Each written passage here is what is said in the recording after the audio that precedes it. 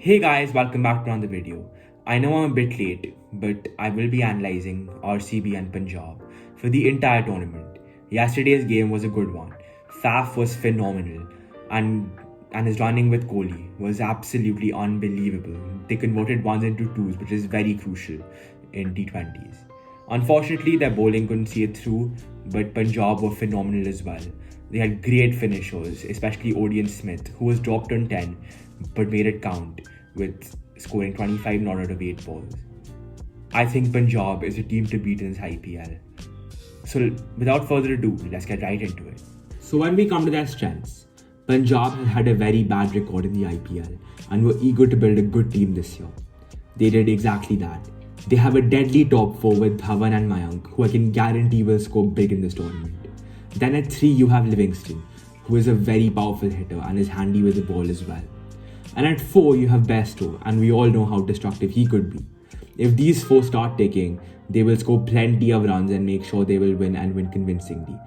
They also have good finishers, which they didn't have last season and lost a lot of games but they should have won, in the form of Shah Rukh Khan and Odean Smith, which makes their batting phenomenal. We all saw what they did yesterday. They have a quality fast bowler in Rabada, who was great for DC, and they also have Rahul Chahar as well, which ensures they have a good bowling lineup too. Now, when we come to their weaknesses, I don't see too many, to be honest, but I would say they lack experience in the spin bowling department, with only Rahul Chahar, who they will be heavily dependent on. This, however, creates a big opportunity for him to do well this season and really crack it. Now, this is my playing 11 for Punjab. Now, who will be their X-Factor players? At number 1, we have Liam Livingston, number 2, Rabada, and number 3, Odean Smith. Odean Smith was phenomenal yesterday, and I think he's a massive asset to them, and so is Liam Livingston. Rabada will boost their bowling, and I'm sure will dominate and be a contender for the purple cap this year. Now, do I see them reaching the playoffs? I feel they have a strong chance to reach the semis with huge batting depth, and they have a pretty decent bowling attack as well. They didn't do the best yesterday, but I'm sure they'll bounce back with Rabada coming back in the next game. So I don't see why they can't reach the playoffs this year. Now I will be talking about RCB. RCB is still recovering with the fact that they don't have De Villiers anymore and Kohli not being the captain anymore.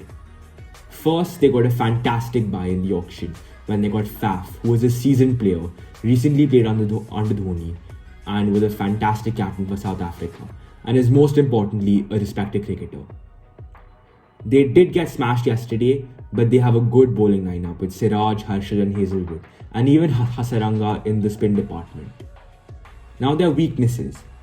When we come to the weaknesses, they don't have a strong middle order, which isn't too experienced, and only Karthik, the experienced one, who isn't really in his prime. Yes, he did perform well yesterday, but he will have to give his 100% in every game and he has to replicate the role of AB alongside Maxwell. Now, this is my playing 11 for RCB. I feel the X-Factor players will be Virat Kohli, Glenn Maxwell and Faf du Plessis. Do I see them reaching the playoffs?